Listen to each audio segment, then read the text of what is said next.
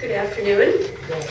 I am Deb Nygaard, and I'm with Arthur's Senior Care, and we're hosting today's event, and we're glad to see that you were able to find us okay.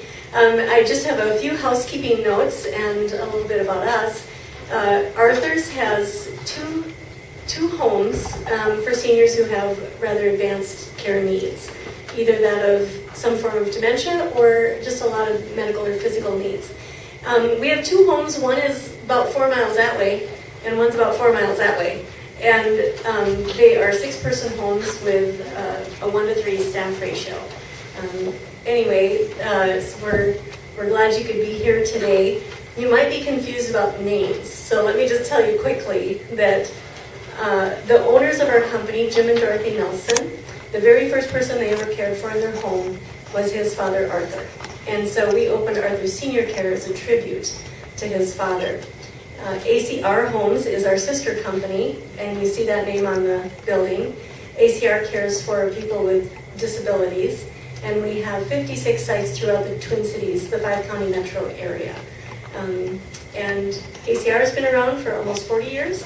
Arthur's been around for about 13 years. And J. Arthur's is named after the owner of our company, Jim Arthur. And so this coffee shop was a fun little side venture, and we ended up closing it to the public because we really needed the space for our own clients. So the people that we support throughout the metro can come here anytime they want, get a free beverage, hang out in a coffee shop environment. If they make funny noises, nobody cares, and it's a really positive place. Plus, we get to do fun things like this. Another little side note is I am a member of the Roseville Rotary Club. We do a lot of local projects, and we have our Taste of Rose Fest coming up on June 27th. And if you want a ticket, come and get them. The money that we earn from these ticket sales goes right back into the community. Some of the things that we've done is put in a STEM lab at Central Elementary, just around the corner over here. It's the only STEM lab in an elementary school in the state. And these little people, little 5-year-old kids, many of whom are socioeconomically challenged. There's over 100 languages spoken in that school. From the age of 5, they program robots. And think of the possibilities that opens up for their future. So the money that you spend on your ticket goes to support projects like that. If you want a ticket, come see me. I would like to introduce our first speaker now, Mark Mischke.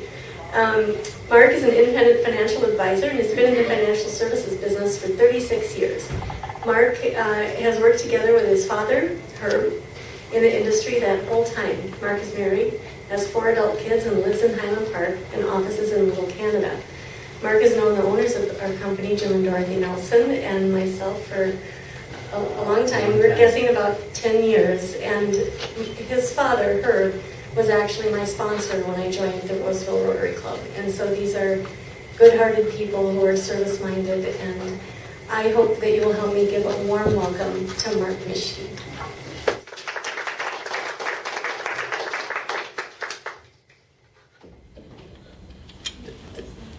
Sure. Deb's a lot taller than I am, so I think that's Thank you. And thanks, Deb, for that nice introduction. Yeah. And thank you, everybody, for coming today. I have my wife in the back there with a red jacket on. She figured I would say something, but I want to say hello. And a good friend of mine, Ted, who I work with in our practice, Ted Bliski. And I just met some of you. Glad to be here. Glad you're here. And even if my talk isn't very good, at least you've got good treats. That's important. That's the important part. And I do want to thank Jim Nelson and Dorothy and Deb for inviting me to hopefully share some ideas with you that are helpful in your overall planning that you've done. And if you haven't done a lot of planning, maybe a few ideas will help spur some. People ask, what's an independent financial advisor? And really what that means is I can represent my client as opposed to an investment company representing them or an insurance company. I do have agreements with many investment insurance companies to help my clients find the right accounts, the right insurance, etc. And people say, well, still, what does that mean to be an independent financial advisor? Really what I try to do is help people create wealth, grow their wealth, use it for their goals and objectives, and ultimately pass it on to their loved ones or favorite charities.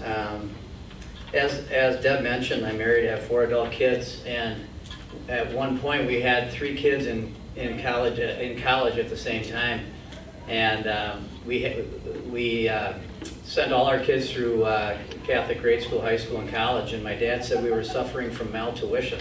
It was, but Linda and I wrote our last tuition check in February a couple months ago, and it was like, I finally have $1 in my pocket again. We've been paying tuition for over 30 years, and so that's almost our whole married life, although we wouldn't change it for anything. We've been blessed to have those kids.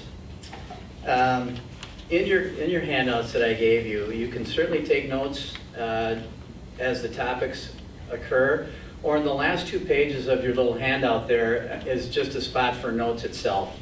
So feel free to take notes. I've got extra pens. Looks like Deb's pens as well. I didn't know you see that thing. So really the 3 topics I'm covering today are beneficiary planning and directions, charitable giving, and long-term care planning. Pretty hot topics for today, and at least in the investment world. And if you turn to the page that says beneficiary planning will be the first topic. That's the page I'll be starting from. But it's so important to have beneficiary directions. And what is a beneficiary?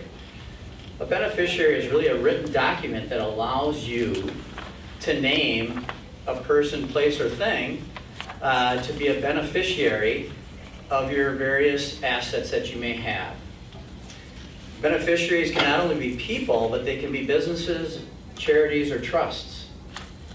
Many people name a beneficiary on their various other assets, so that when you name a beneficiary, and it's really important to do so, especially a human being as a beneficiary, it bypasses the probate court process and the expense and potential delay of probate court. It'll go directly to your named person that you have there. So people your loved ones can count on that money going directly to them without all the other red tape that's potentially there.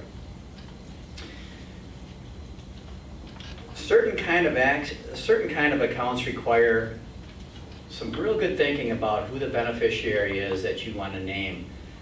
For example, on various accounts, there might be different tax treatment. You might want one of your loved ones to have some life insurance, and life insurance goes generally income tax free, federal and state income tax free to the beneficiary. So you might want to think of who would get that. Often charities are named. Your favorite charity you may have in your will, for example, that you may want to name your favorite charity or church as a beneficiary. I'll get into that in a little bit more.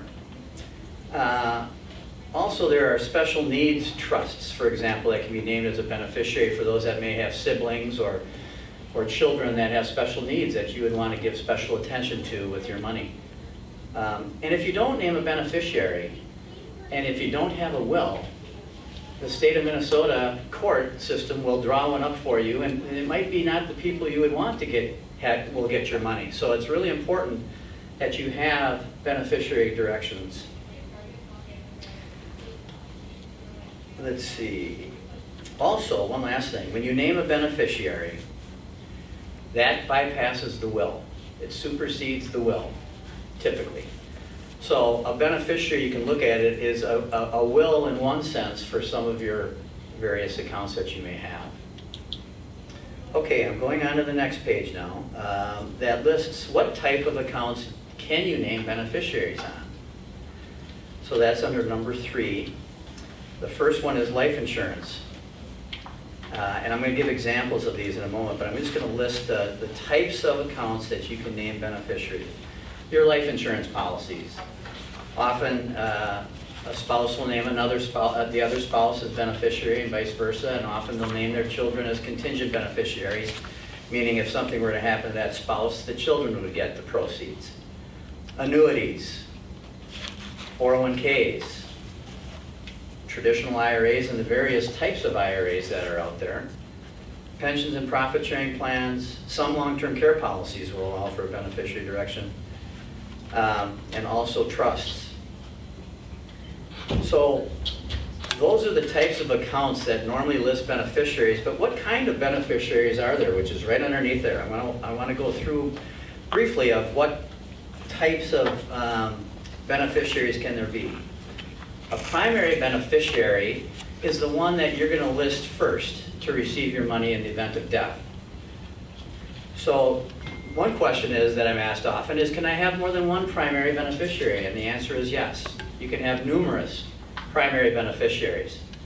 Often, if there's a husband and wife, they'll name each other as a primary, and then they'll name their kids as a contingent, which leads me to the next first contingent. What that really basically means is if the primary beneficiary predeceases the person who has the account, it'll go to that next named beneficiary.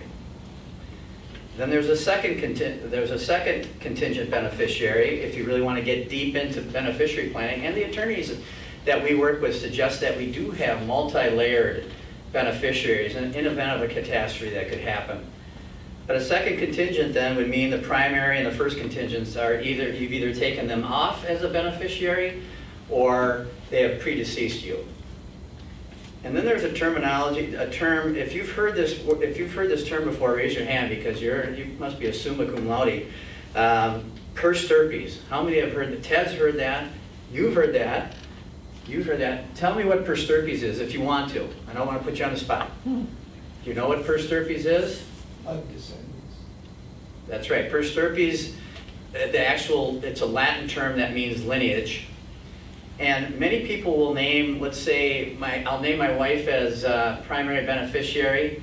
I'll name my kids as contingent. And if one of my kids predeceases me, and after Linda has gone, do I want my child share that predeceased me to go to the remaining siblings?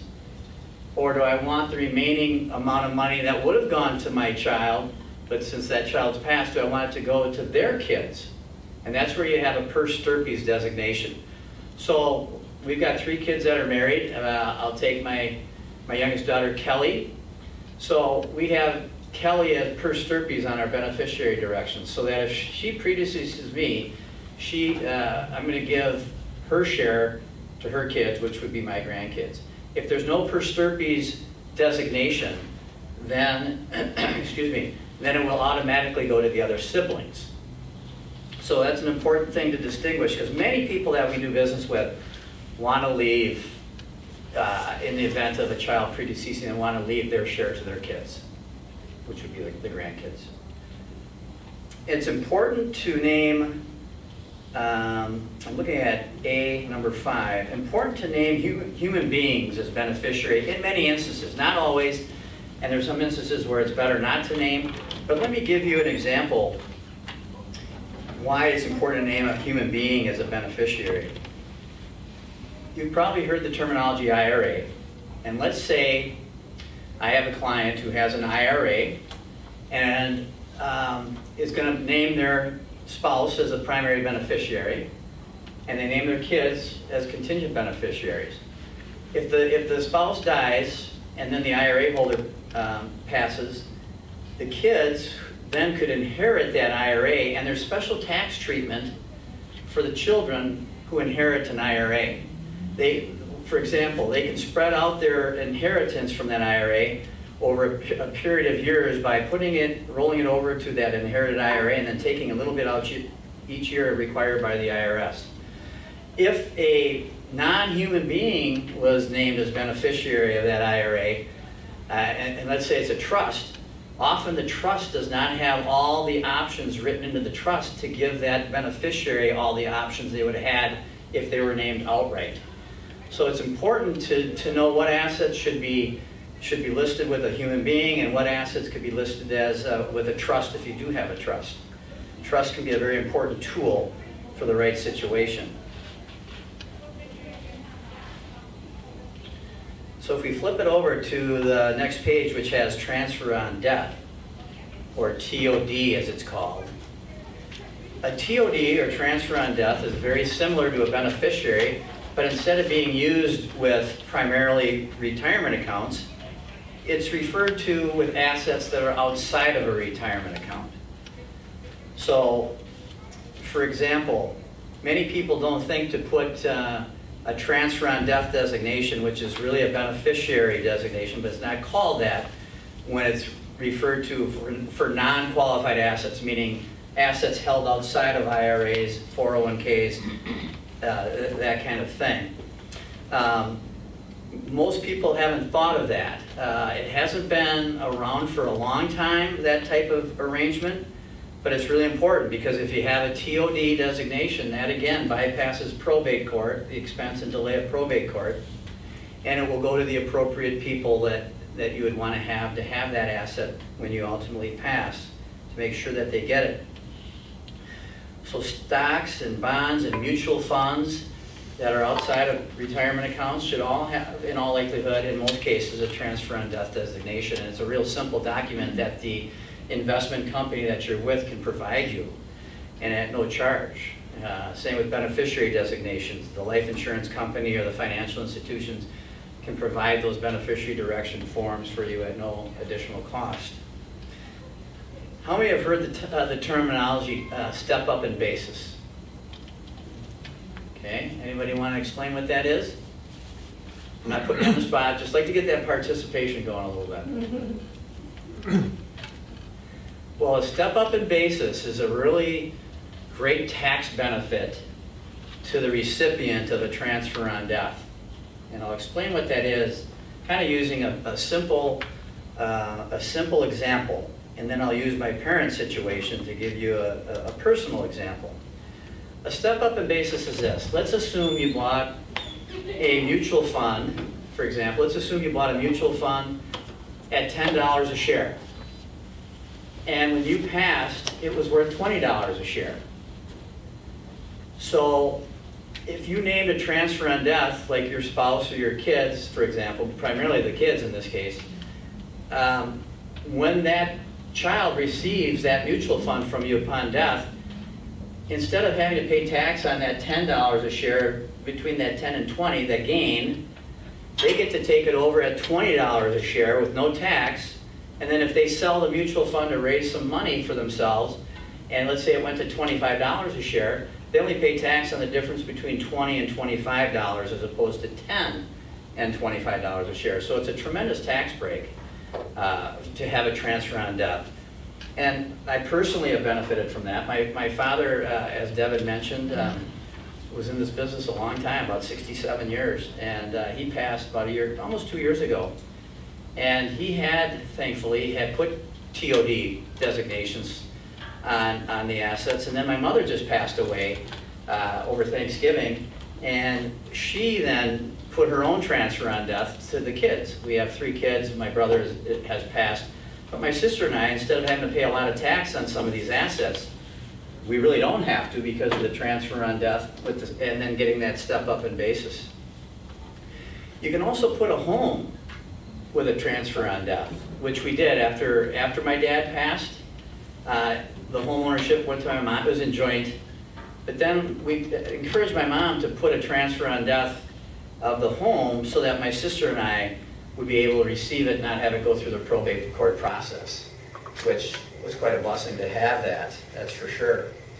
So, as you can see, as we wrap up this first section, beneficiary designations and transfer on death designations can do more than just have it be left to your kids or to a spouse. You can benefit from the bypassing of probate court. You can benefit from a step up in basis and pay little or no tax. So it's really important that you may, in your overall planning, consider, have you put beneficiary designations and the appropriate assets and transfer on death from the appropriate assets. Question. Yes, sir. This transfer on death, could that also be done through the use of a will? Yes, it can. However, I think it's cleaner to do a transfer on death direct. Ted, do you have any thoughts on that one? Well, will has to technically be probated. Right. So with anything you have a beneficiary arrangement on, especially life insurance, annuities, IRAs, that unless the Supreme Court says they're going to pay it to somebody else, it's going to go directly to the person. Can you repeat it in the mic so that it gets on the Yeah. recording? The beneficiary arrangement Want me to give it to has him? top priority over everything else. Yes. To paid with Yeah. the named beneficiaries. Cleanest way to get the money quickly. It supersedes the Without any will. probate. A will has to be probated technically. Right. Other questions? Yes, Rita. I believe that I have the TOD to my trust. Is Okay. that a good idea or is that a bad idea? Depends on the asset. Not a lot. But it depends on the Can you kind of repeat the asset. question? Yeah, the question is, Rita has a transfer on death. The transfer on death is a trust, and that's fine. And as long as, let me backtrack a second. It depends on what type of asset it is. Sometimes it's better to name a person directly, but without knowing specifically what those assets are, you probably are just fine. But I'd be happy to look at that at another time if you'd like, or we can talk more about it on the telephone if you prefer. Thank you. You're very welcome. Yes? Going back to the first section, the first third piece. Yes. So if you have your beneficiaries listed and you're not sure what life is gonna bring us, Mm-hmm. if I had like a backup for designating it to all my benefits to the church or something. Yes, Have that just there in case everything else fails? correct. Correct, yes. And it's okay to layer these beneficiaries, primary, first contingent, second contingent, first turkeys, et cetera. Yes, and so what would happen is if you had, say that your church would be second contingent as an example, and the other people that you had as beneficiaries, if they weren't around or you decided to remove them, then the church would get it direct. And I'm going to talk a little bit more about that in another section. Okay. One more, yes. Is a step-up in basis, or a transfer on death the only way to get a step-up in basis on, say, real estate? Not necessarily. I think it's for sure when you can name the transfer on death, and so I would advise to do that. But it doesn't necessarily mean you won't get it if you have it in another arrangement. Like if it was in a trust? Possibly, yes. One more, I saw your hand up. I'm not sure if I understood the last one, but if you have transfer on death to a trust, is it possible to get a step up in basis? Yes, Okay. yes it is. Okay, good questions. So we're going to go on to the second piece, which is charitable giving, which is probably near and dear to most people's hearts. Charitable giving really encompasses more than just writing out a check. It encompasses the components of time, talent, and treasure. And as the name charitable giving indicates, we give of ourselves, we give of our resources, we give of our talents that we've been blessed with to other people or other entities or institutions like churches or colleges, other philanthropic institutions. And really it's our generosity that's being shared with others. And charitable giving went all the way back to Cain and Abel in the Old Testament, all the way back there. And basically in the Old Testament, in the Bible, it talked about tithing. And the Old Testament in particular, people would tithe their crops. And they would tithe twice a year. So that comes out to 20%. And then every third year they would do 3%. Or a third, yes, and a third of it every 2 years, which comes out to about 23.3% per year. And we think of tithing these days as giving 10% of what we've been given and created and from our earnings. But really, charitable giving is such a personal inner gift to others. It should be prayed about, I would think, and discussed with family members and thought about. And your charitable contributions may change every year, the amount that you give. You got to use an example of a good friend of mine. It has kind of a funny ending. But a good friend of mine, he has 6 kids, and he was making a lot of money at one point, and he was tithing, a form of his tithing, whether it was 10 or 20%. And he did that with all the kids. He just felt that I'm going to give back. I'm going to give back what the good Lord's given, and he did. And then he had a situation where he he had a particular account he might get, and he said, Lord, if you give me this big account, I'll give you half. And by gosh, he got the account, and he said, Lord, I was just kidding. You know, you know, how many of them felt like that? I'm sure. Great guy, really good guy. Another example, I had an assistant, Lucy, many years ago, and she was primarily a single mother. Her husband died early on. She had 5 kids and didn't make a ton of money in raising those kids, but she tithed on everything that she received, whether it was a gift. And then there's people that maybe can't or don't want to give that much, and that's fine too. That's fine too. So that's kind of the preamble to the various ways we can give charitably, but keep in mind your time and talent is important too, as I'm sure you've already thought of that. So what are the various ways we can give? One of them that we're probably most familiar with is writing a check. Maybe it's passing the plate at church that you put some cash in, or maybe you've written a check or have an electronic transfer from your checking account to the church. And these churches rely on that substantially, as you know. Another great way to give is what we call appreciated stock. Let's take, if somebody had 3M stock, for example, and we'll take that example of maybe they put in $10 a share, and it's now worth $20 a share, and they had a lot of shares, and maybe it's worth $100,000, and they've put in $50,000. If they were to cash it in, they'd have a lot of tax to pay. But if you give it to a charitable institution like a church or a charity, you can take the full deduction of the value of that stock. You put in 50, but it's worth 100, and you give the 100 to the church or to a charitable institution, you can deduct $100,000. And then the charitable institution receives that income tax free if they're a 501c3 organization, because they don't have to pay tax. So they don't have to pay tax on it, you don't have to pay tax on it, and you've given a gift where you were able to take that a large deduction for. That's one example. Another one is the gift of life insurance. To use an example, I'm an alum of St. Thomas University, and a lot of young people expressed an interest in giving back to their alma mater. But they had little means, especially when we were young. They might send a check for $50 or a check for $25 or $100, which is all good, but they wanted to give in a bigger way. And so we suggested to them to purchase a life insurance policy and have St. Thomas be the owner and the beneficiary, and the individual be the insured, and then the individual write a check to St. Thomas for the premium amount, and then they would get to deduct that premium amount because it was actually a donation to St. Thomas, and then St. Thomas would pay the premium. And so many people did that. I have one, and so it's not that St. Thomas is waiting for me to die, because they know they've got many people before me and will come after me. But it's a great way to amplify your gift. So for example, I think I was paying premiums of $250, and I was able to buy a $50,000 or $60,000 whole universal life policy.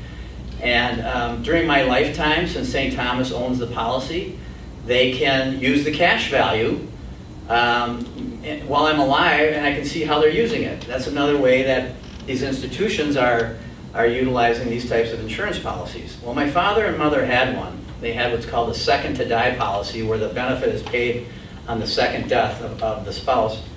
And that went to the University of St. Thomas, and it was a fairly large amount, and I was able to give St. Thomas a pretty large check for not a whole lot of premiums paid over the years. And so it's a way to amplify your gift to the institution.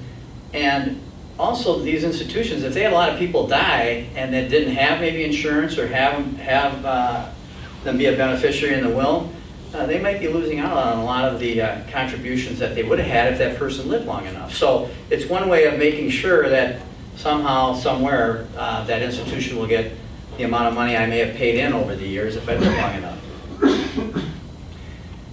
Then there's what's called a donor-advised fund, which is kind of a newer concept. Fidelity Investments, I'm not putting a plug in for them at all, but Fidelity has a pretty good one where you may take a certain amount of money and put it into an investment that's called a donor fund, And you can take a deduction for that. Say you put $50,000 into a donor advised fund. You can take a deduction right up front, and you don't have to pay out to your various charities at any given time, but you get the full deduction, because ultimately your charities will get money that you can write a check from or whatever from that account. So it's a way of getting a deduction up front. You might have multiple charities that you want to give to. You have it all in one account, and then you can stipulate what charities you want that $50,000 over time to go to. And you can change the charities as well. That's been a popular one. One of the biggest ones is for those that have IRAs and are age 70 and a half or older. And let's say one has a fairly large IRA, you can give directly to your charity from that IRA up to $100,000 without first receiving the $100,000 and having to have it be taxable income and then take a deduction to the charity. You can give it directly from the institution that holds your IRA up to $100,000 to the charity, and that's been around just for a few years. And so it's a real a great planning tool. So if somebody has a smaller IRA and they want to give $20,000 or $10,000 or $5,000, that's fine too. The maximum you could do is $100,000. Let's see. Also, what we're finding is that I don't know if you're familiar with RMDs or required minimum distributions. Required minimum distributions, often the person that receives it, that's an IRS requirement that you take at least X amount out of your IRA every year after age 70 and a half. And many people say, we really don't need that money. Well, the charitable institutions would take your RMD if you wanted to give it to them, which is another way to do that. Also, we are finding that many people are leaving their charitable institutions as a beneficiary on their IRAs. So, for example, on an IRA that I have, I could name, a charity of my choice instead of maybe one of my family members. And one of my family members might be saying, hey, what gives here? I'm not going to get as much money because you're giving it to charity. So one planning technique that we use is name the charity as the beneficiary of the IRA, and then have life insurance in the equivalent amount for my family members. So the family members gets, remember, life insurance income tax free, and the charity will get the IRA, which would have normally been taxed to a family member. The charity gets it tax free, so everybody's happy. Everybody's happy. And you can also give property to a charity, like a home, and then they can sell it. One last thing, I'll kind of speed it up here for this section so I get everything in, but there's also charitable remainder trusts, and I don't know, it sounds like a big word, but basically what you do is you have a gift annuity that you put X amount of dollars in, and you receive an income from that, and then when you pass, it ultimately goes to the charity.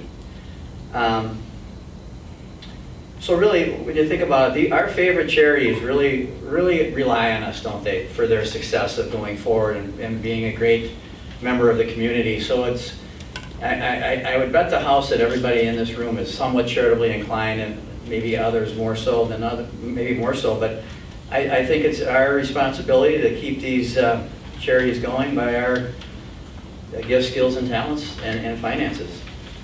Questions before we move on to the next section? You just touched on it in passing, but with the required minimum distribution, if you give that to a charity, it's actually also, you don't pay taxes. Right. I think you said that. Right. But that reduces the taxable income. Absolutely, a very good point.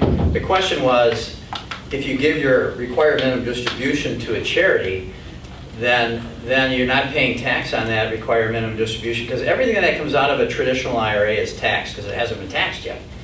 So if you can have that RMD, that required minimum distribution, go directly to the charity, then you don't have any taxable income on that piece of it. And the charity is very happy. Anything else on this section? I don't know, Mark, maybe I should just comment personally. You want to come up here so they can hear you? I can't, if you like. It's- You know, I can give a keep it to personal- 2 hours or less, No, it'll be okay? 30 seconds.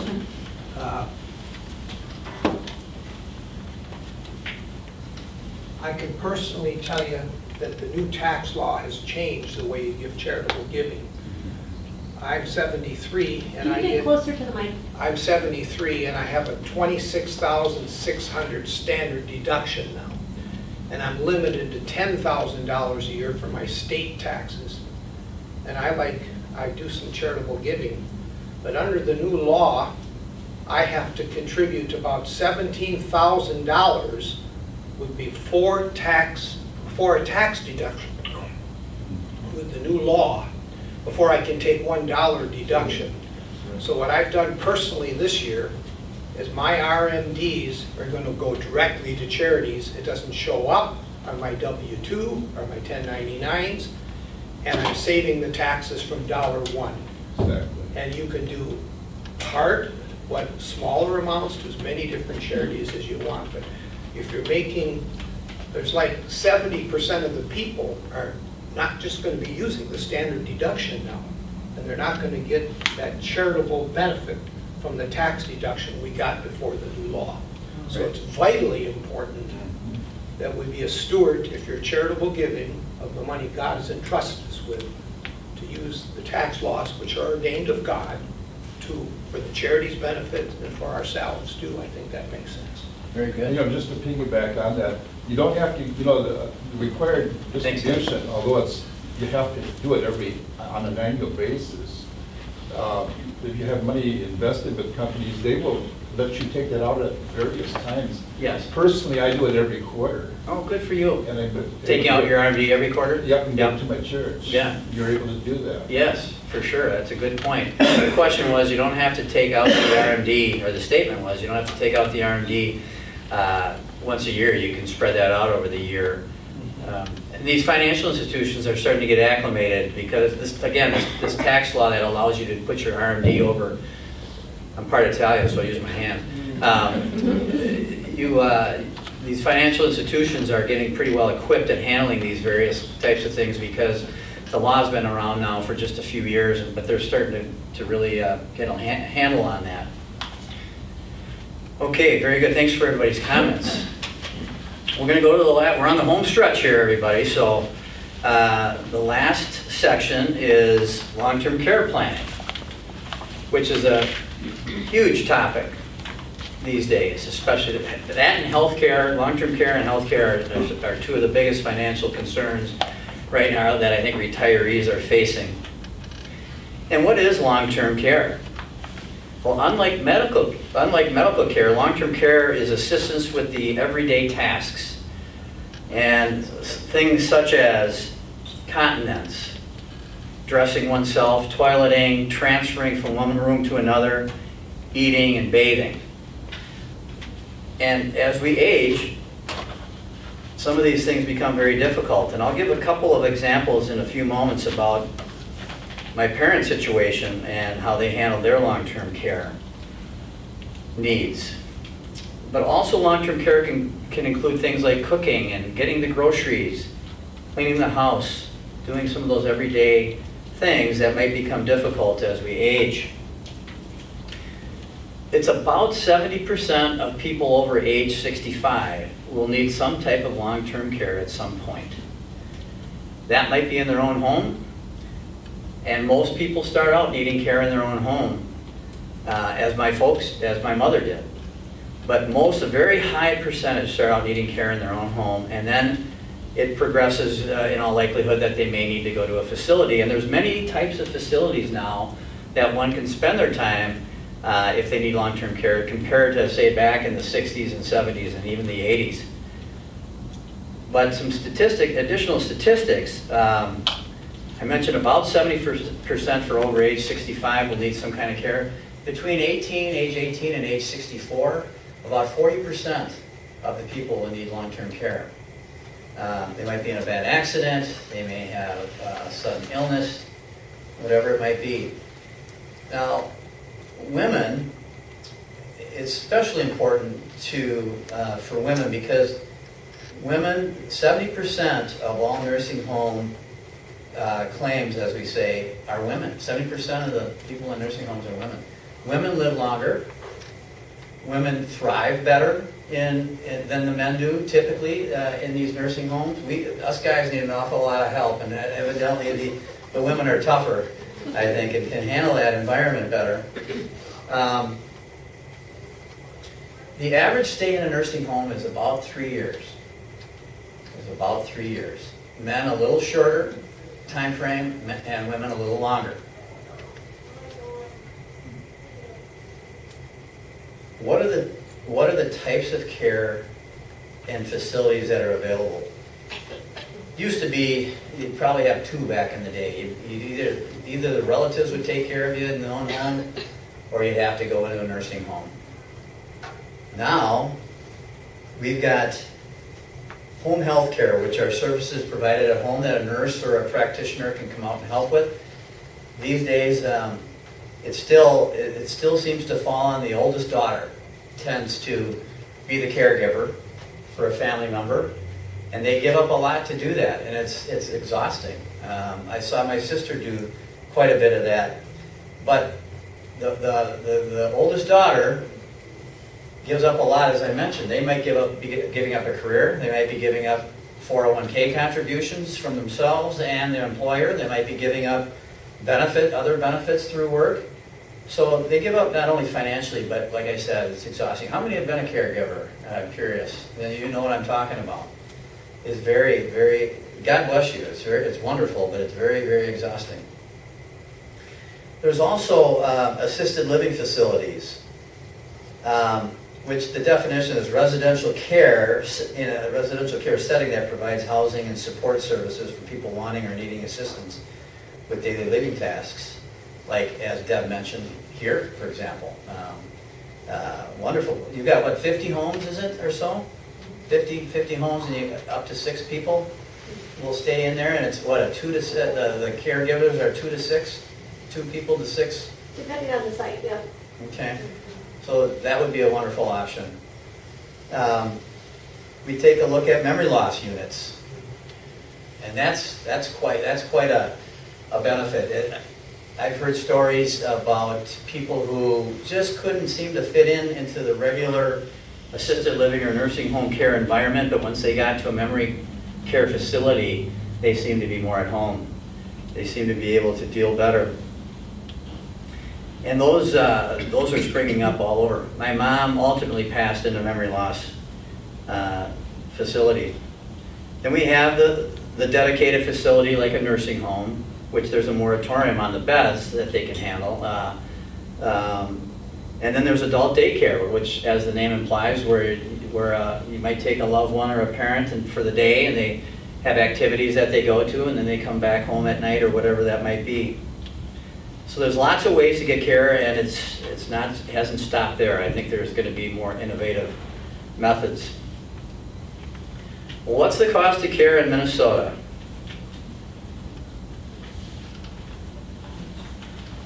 It's not cheap. So in 2018, for homemaker services, if one couldn't do those kinds of services and needed to hire somebody because of a long-term care need, it was about $5,100 a month, which is about a little over $60,000 a year.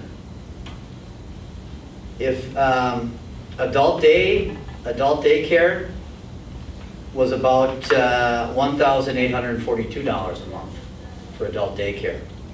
How much is that, Mark? $1,842 a month. An assisted living facility, private 1-bedroom, $3,693 a month. And then nursing home care, semi-private room would be $8,419 a month. That's close to $100,000. And then for a private room, it's $9,258 a month. So we can see that for people that have worked their whole career, their whole adult years and get into retirement, how some of these long-term care needs could really erode a well-accrued bunch of assets that they may have. So it's very important to do proper planning. I have a might find this of interest here. And I'll just read this to you. It's a few little, why Americans should be discussing and planning for long-term care with their families. And this was a study done by Lincoln Financial Group. 99% of advisors agree that families should discuss plans for long-term care before they actually need it. And conversely, 93% of the advisors agree that consumers are not planning sufficiently for long-term care needs. How do you start the planning process? Planning begins with a conversation with your loved ones, with your other family members. And according to the study, 52% have spoken to their spouse about it, 35% have talked with their parents, and 29% had a conversation with their children. Very small percentages. Small percentages. 3 reasons why people should discuss long-term care before it's needed: to ensure their quality of care, to maintain their dignity, and to protect their family's financial security. And lastly, 4 main questions when you're talking and having discussions. 4 main questions that will probably lead into other questions. But who will take care of me if I need it? Who will take care of me if I need it? Where will I receive care should the need arise? Where will I receive care should the need arise? How will I pay for it? How will I pay for it? And how will my plans affect my loved one? And then I guess lastly, I forgot I got one. The perception of Americans these days, and in their mind, they think nursing home care costs $54,000. That's what they have in their head. The reality is it's about $100,000 plus for nursing home care. Okay, how to fund it? Number of ways to fund long-term care. One, you could try out a current income for a loved one that needs care, if that's possible, if you're still working. You might be able to do some of that, but boy, it'd be tough to do the full job on your income, but that's one possibility. Retirement accounts could be utilized, but do you really want to shrink? Do you want to shrink your estate and have it go to the long-term care facility if there's another way? But retirement accounts would be helpful. Other assets. You could rely on the generosity of family members, but they may not want or be able to care for you financially. But we hear that answer a lot: oh, my brother will help me with that, or my uncle will help me with that financially. But the reality is it doesn't usually happen. It may, but it doesn't usually happen. You could try to borrow the money, but you might have trouble getting it if you're laid up and need long-term care. Or you could try long-term care insurance, which has become very popular right now. And I know the myth is it's got to be awfully expensive, but it actually, today, in these days, you can tailor-make your own long-term care plan by selecting the type of benefits you want or not want in a policy. And we say if you can't afford the whole loaf, maybe half a loaf is okay too.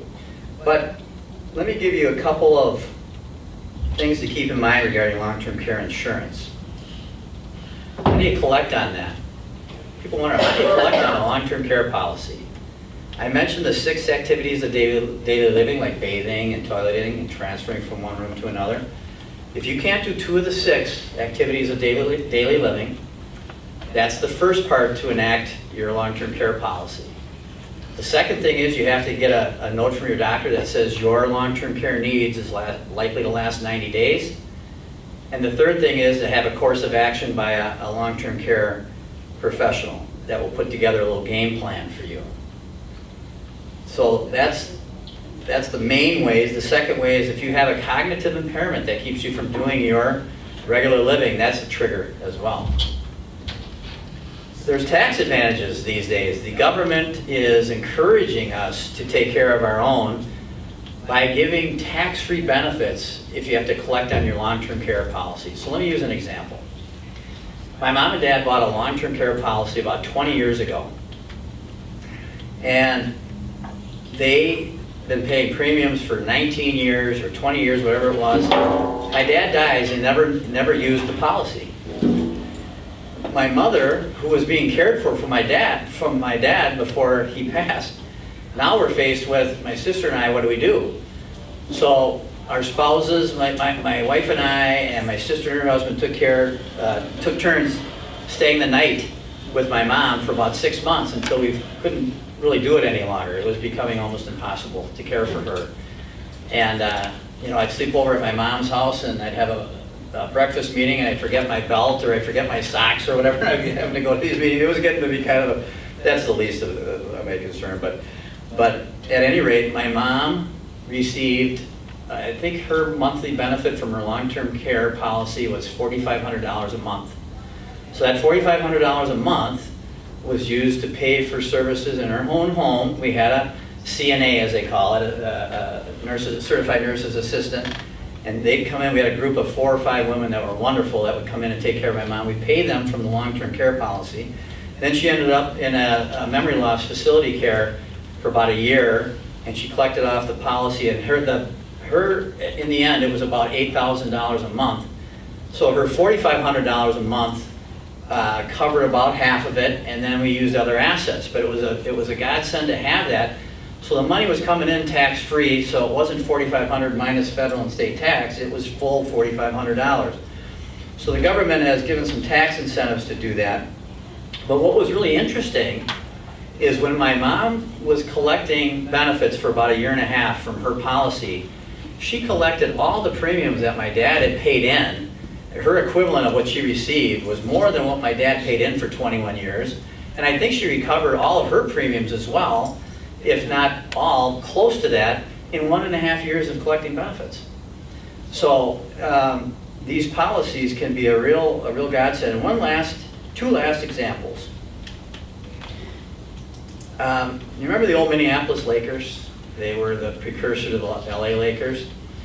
There was a guy on that team, great guy, he ended up working out in the Columbia Heights school system, and he was getting up in age, and his wife was very healthy, and she was taking care of him, and they weren't as wealthy back in those days, the basketball players, as they are now, but they bought long-term care policies from us back in the 80s, and we always thought that Don, the Laker, was going to go first. Well, his wife, who was healthy as a horse, dropped dead of a heart attack, and so now he was left with what to do. Well, he had to go right into a facility, and back then, his monthly costs, I should say, were $10,000 a month back then with medications and the severe need for care. But with the long-term care policy he had, which probably covered half, and his Social Security, he was able to cover those costs and maintain his dignity.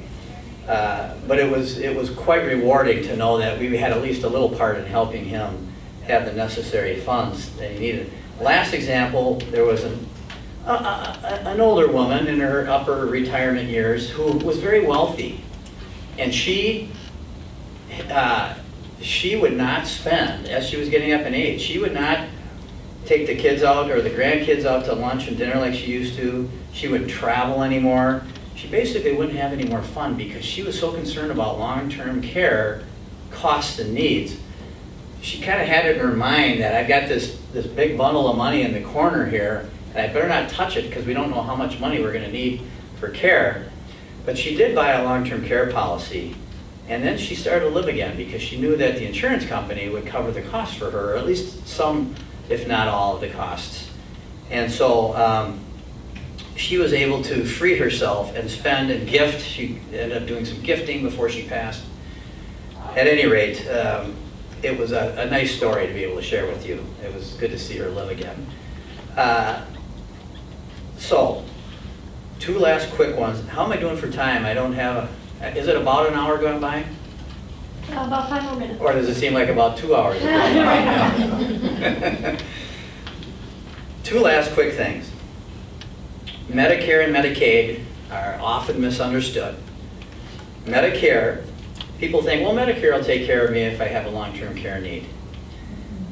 They will take care of your needs for about the first 100 days if you're in a facility. They will at least cover some or all for 100 days, and that's it. There's some exceptions to that.